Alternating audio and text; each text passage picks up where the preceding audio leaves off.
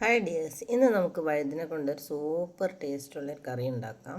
കുറുകിയ ചാറോട് കൂടിയ ഈ തേങ്ങ അരച്ച കറി നമുക്ക് മറ്റേത് ഭക്ഷണത്തിൻ്റെ കൂടെയും സൂപ്പർ കോമ്പിനേഷൻ ആയിരിക്കും.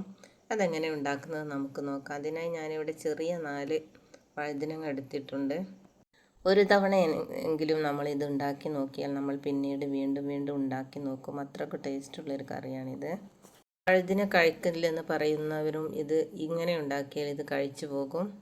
ഈ ഒരു ഐറ്റം മാത്രം മതിയാവും നമുക്ക് ചോറുണ്ണാൻ. രക്ഷയുമില്ലാത്ത ഈ കറി എല്ലാവരും ഒന്ന് ഉണ്ടാക്കി നോക്കണേ. വഴുതിന നാം ഇന്ന് ഈ രീതിയിലാണ് കട്ട് ചെയ്തിട്ടുള്ളത്. ഇതുപോലെ ചെറിയ കഷ്ണങ്ങളാക്കി കട്ട് ചെയ്താൽ മതി. ആദ്യം നമുക്ക് ഇതിലേക്ക് വേണ്ട ഒരു മസാല തയ്യാറാക്കാം. അതിനു വേണ്ടി 4-5 അണ്ടിപ്പരിപ്പും ബദാമും 4-5 ചുവന്ന മുളകും എടുത്ത് വറുക്കാം. അതിലേക്ക് ഞാൻ ഇവിടെ 2 ഏലക്കായും ഒരു ബേ ലീഫും ചേർക്കുന്നുണ്ട്. കുറച്ച് ജീരകവും നമുക്കതിലേക്ക് ചേർക്കാം.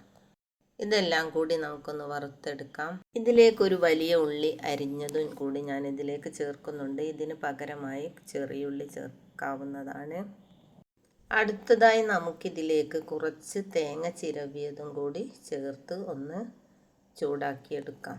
നമ്മൾ ഇന്നിവിടെ മുളക് കറിയല്ല ഉണ്ടാക്കുന്നത്, തേങ്ങ ചേർത്തരച്ചൊരു വറുത്തരച്ചൊരു കറിയാണ്. ഇറച്ചിക്കറിയെപ്പോലും തോൽപ്പിക്കുന്ന ഈ കറി എല്ലാവരും ഒന്ന് ഉണ്ടാക്കി നോക്കണേ. ഇതിലേക്ക് നമ്മൾ കുറച്ച് മഞ്ഞൾപ്പൊടിയും കൂടി ആഡ് ചെയ്തിട്ടുണ്ട്. ഇനി നമുക്കിതൊന്ന് ഇറക്കി വെക്കാം. തണുത്തതിന് ശേഷം നമുക്കിതൊന്ന് അരച്ചെടുക്കണം.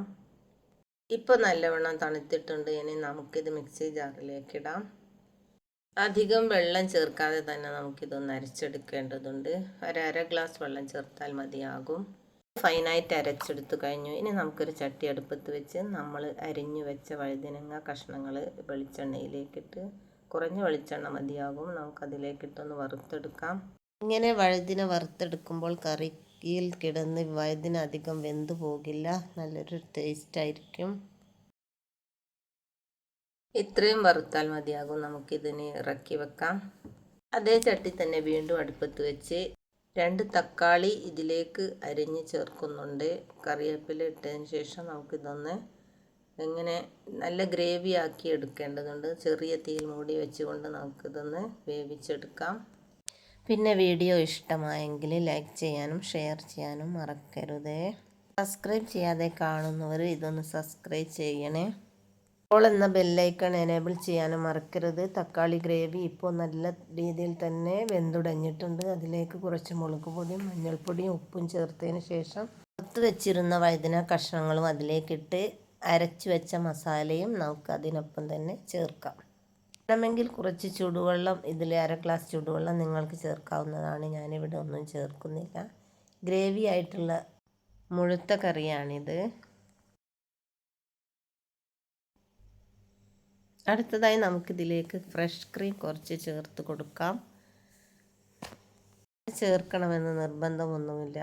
അല്ലാതെ തന്നെ നമ്മുടെ കറി നല്ല ടേസ്റ്റാണ്. ഇപ്പം ഗ്രേവി കുറച്ചൊന്ന് അയവ് വന്നിട്ടുണ്ട്.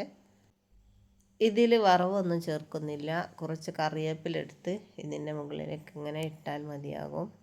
വഴുതിനെ കൊണ്ട് ഇതിനോടകം തന്നെ 2-3 കറികൾ നമ്മളെ വീഡിയോയിൽ അപ്ലോഡ് ചെയ്ത് കഴിഞ്ഞിട്ടുണ്ട്. എല്ലാവരും അതൊക്കെ ഒന്ന് കണ്ടു നോക്കണേ.